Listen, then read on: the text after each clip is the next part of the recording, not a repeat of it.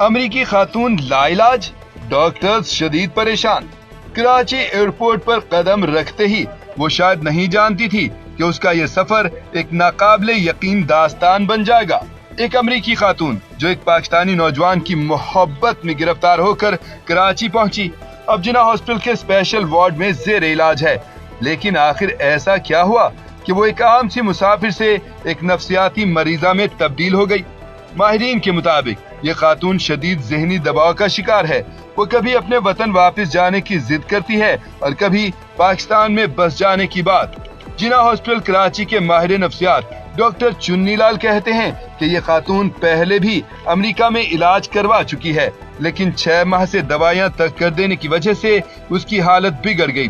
ख्याल रहे कि अमरीकी खातून को जो मर्ज लाहक है उसका नाम बाइपोलर डिसऑर्डर है। ये मर्ज लाइलाज है।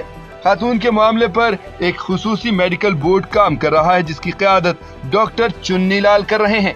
खातून में खून की कमी पाई गई थी, जिसके बाद उसमें इंतकाल खून किया गया, मगर उनके मूड में बार बार तब्दीली आती है, जिसकी वजह से वो कभी चिड़चिड़ी हो जाती है और कभी उलझन का शिकार दिखाई देती है।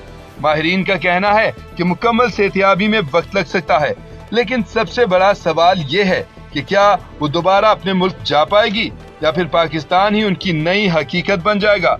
ये कहानी नाजरीन के लिए कई सवाल छोड़ जाती है। आपका क्या ख्याल है? क्या ये खातून कभी मुकम्मल तौर पर सेहतियाब हो सकेगी? अपनी राय कमेंट्स में दें और वीडियो को लाइक और शेयर करना हरगिज मत भूलिए।